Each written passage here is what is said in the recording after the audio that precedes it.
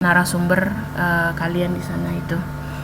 Terus di sini ada beberapa pendekatan. Nah, untuk yang pengenalannya, pendekatannya, yang pertama itu pendekatan sasaran, gitu ya. Jadi dilihat aspek outputnya, jadi hasilnya, produknya. Jadi suatu organisasi dikatakan berhasil kalau rencananya ya, outputnya dia misalnya mau menghasilkan 10 gitu. Terus ketika berjalan dalam jangka waktu tertentu, dia bisa mencapai output atau hasil 10. Nah, itu dikatakan memang berdasarkan pendekatan sasaran organisasi ini efektif karena bisa mencapai angka 10 tersebut gitu. Nah, kalau pendekatan yang kedua terkait dengan sumber, ini dilihat dari efektivitas input gitu ya. Jadi dikatakan berhasil itu ketika bisa memperoleh sumber yang dibutuhkan. Dalam artian misalnya kalau gampangnya perusahaan ya, pabrik lah gitu, pabrik mereka mau bikin misalnya ya tekstil lah kayak gitu ya, misalnya baju konveksi, atau misalnya paling gampang paling dasar kan biasanya kapas gitu ya, ada bahan mentahnya.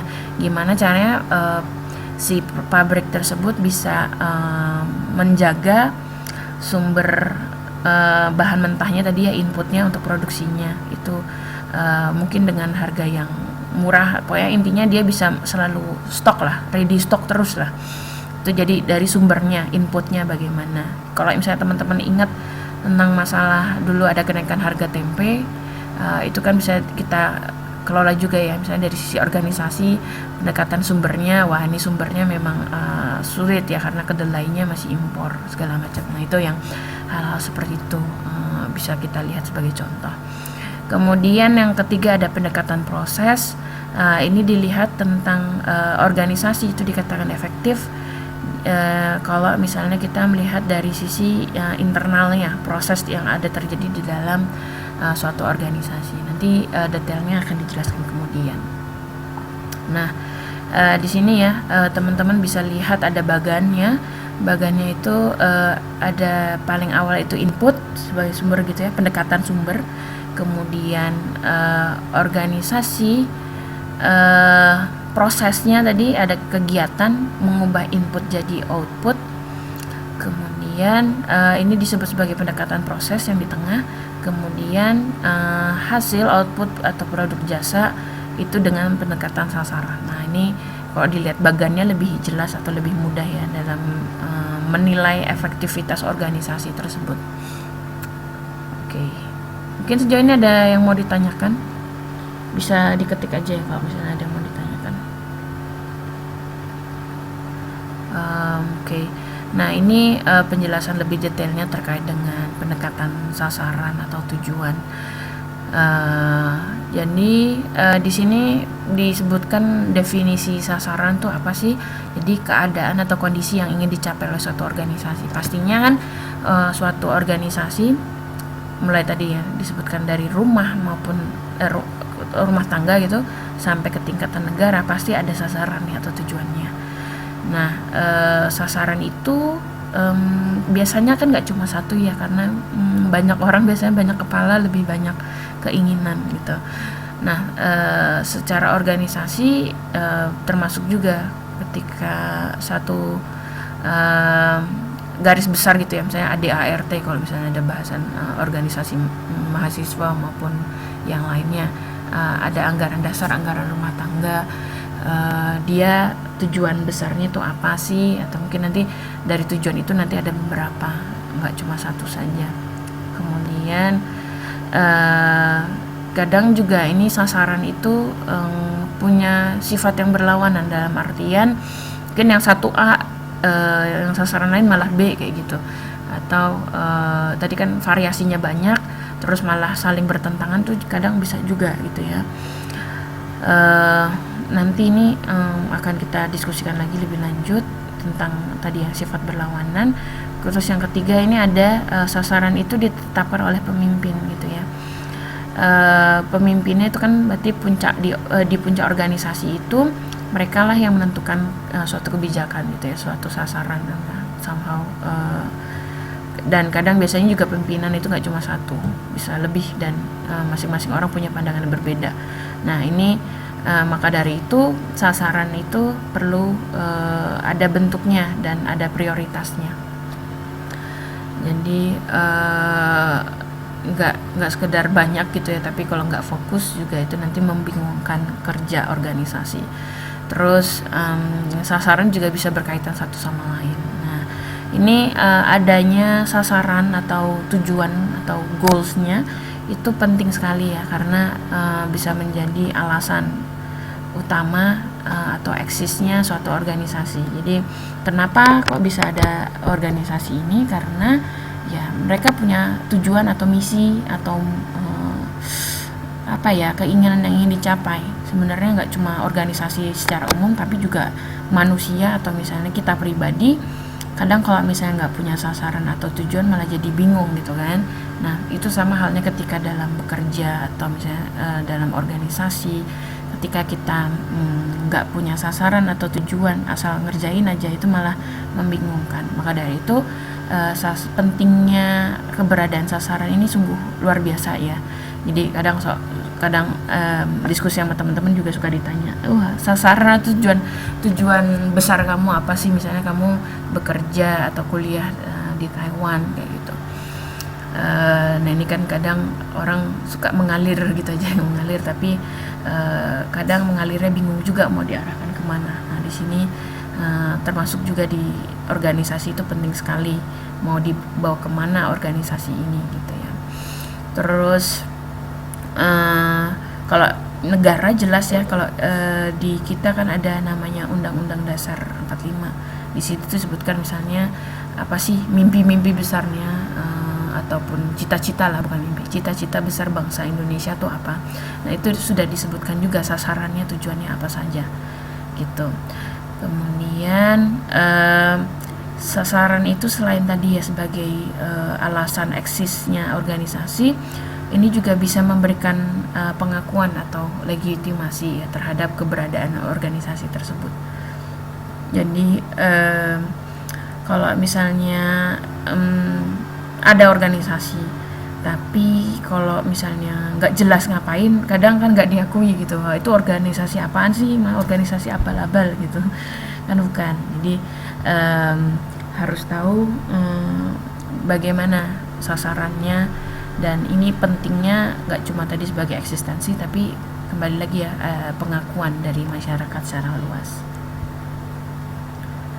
Oke, nah ini sasarannya pun ada macam-macam ya. Disebutkan bahwa jenis-jenis sasaran itu ada 2 macam gitu ya.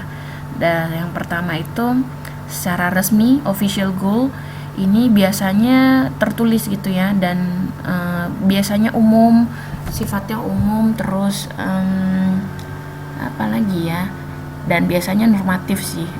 Normatif itu dalam artian mencakup besar dan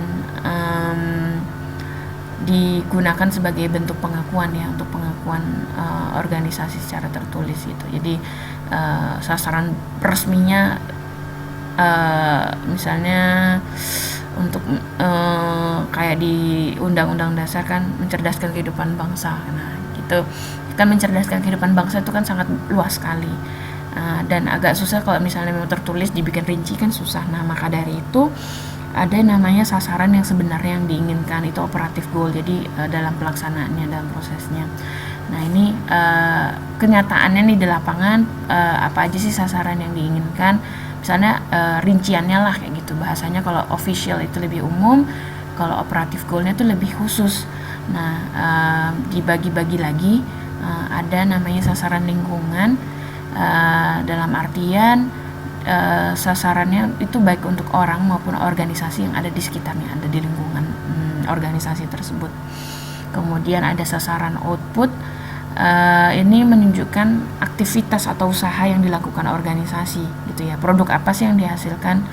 Kemudian ada sasaran sistem, ini untuk memelihara atau merawat organisasi ya, tadi ya sifatnya untuk supaya organisasi itu tetap berjalan, ada sistem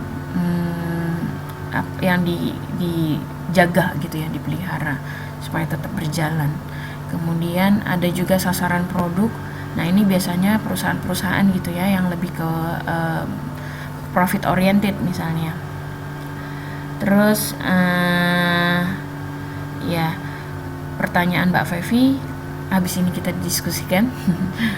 Terima kasih pertanyaannya. Jadi tadi ya, saya selesaikan dulu ini ya. Sasaran terakhir itu sasaran bagian. Ada kalau misalnya satu organisasi itu kan macam-macam ya. Nah, macam-macam dari ini tuh nanti dilihatnya langsung spesifik ke bagian tertentu. Ada satuan kerja misalnya departemen ataupun divisi. Nah, ini nanti lihat bagaimana sih, biasanya ada goal besar organisasi. Nah, biasanya goal tiap departemen itu juga akan ada sendiri-sendiri gitu ya. Misalnya kalau bagian pemasaran, marketing, dia tentunya nanti sasarannya atau goalsnya adalah seberapa banyak penjualan gitu misalnya. Kalau misalnya bagian produksi, gimana caranya bisa mendapatkan sumber dan menghasilkan barang yang benar-benar sesuai. Nanti ada lead bank misalnya. Lead bank itu dia yang ingin mengetahui bagaimana supaya produk-produknya itu semakin inovatif gitu lah ya. Jadi sasaran dari tiap divisi nanti akan berbeda-beda. Nah, tadi terkait dengan pertanyaan Mbak Fevi, ya, jadi memang ketika misalnya pendekatan ini ada beberapa cara ya dalam menilai suatu organisasi efektif atau tidak. Sebentar. Oke. Nah, sebenarnya nanti ada di bagian yang terakhir itu. Tapi nggak apa-apa saya bahas sekarang aja. Nah, ini tergantung nanti teman-teman lihat organisasinya seperti apa. Kan kadang ada beberapa data atau informasi yang tidak didapatkan nih. Memang idealnya adalah tidak hanya satu ya pendekatan yang digunakan, karena kita nggak bisa menilai misalnya organisasi ini, misalnya apalagi dia organisasi yang besar, itu efektif atau tidak hanya dengan melihat tadi misalnya pendekatan hasil gitu ya, misalnya sasarannya, pendekatan outputnya itu kalau misalnya tadi bisa dapat 10 atau enggak, padahal kita nggak melihat bagaimana prosesnya di dalam organisasi, gimana sumbernya segala macam. Jadi sebenarnya memang idealnya itu tidak hanya satu ya pendekatan tadi yang kriterianya itu hanya tunggal-tunggal. Nah, setelah beberapa slide ini nanti akan dijelaskan tentang pendekatan yang tadi integratif ya, yang lebih lengkap daripada pendekatan yang tadi yang kriterianya lebih ke tunggal, yaitu ada input ya, terus kemudian ada proses, ada outputnya gitu. Jadi pendekatan sumber, ada pendekatan proses dan pendekatan hasil gitu. Nah, ini sedikit saya jelaskan dulu. Kalau misalnya ada sasaran nih atau target yang misalnya saling berlawanan, dalam artian zero sum tuh gimana ya, zero sum itu misalnya untuk dapetin A saya harus mengorbankan B gitu. Jadi nggak bisa dijalankan dua-duanya gitu. Nah, di sini diberikan beberapa contoh gitu ya, dan juga memberikan solusi gimana caranya kalau misalnya ada sasaran yang berbeda-beda, ada target atau tujuan yang berbeda-beda gitu, berlawanan. Nah, yang pertama contohnya itu menerima performance yang secukupnya, jadi nggak ngoyo. Jadi biasanya kan kadang kalau misalnya kita ngerjain satu fokus aja, itu kan mungkin bisa misalnya dari skala 1 sampai 10 deh, itu misalnya kita benar-benar fokus, kita bisa aja meraih 10. Tapi misalnya ada beberapa hal yang kita kerjakan berbarengan. Misalnya di sini kasih contoh kuliah sambil bekerja. Ada beberapa pihak yang misalnya karena ini ya tadi tujuannya mungkin pengen berhasil secara akademis maupun berhasil dengan bekerja gitu ya, bisa mendapatkan dua-duanya. Tapi di sini yang pertama agak susah gitu ya, karena kalau misalnya harus dua-duanya optimal, kadang manusia itu akan susah gitu ya mengerjakan fokus, nggak bisa multitasking gitu ya, berbagai kerjaan berbarengan. Jadi dia tidak mengusahakan yang paling baik. Jadi sebenarnya bisa aja sih misalnya bagus di kerjaan dan bagus juga di kuliah, tapi ketika dikerjakan secara berbarengan kita tidak bisa mengusahakan yang paling optimal dari kerja-kerja kita tersebut. Nah, tapi kan di sini karena kita memang target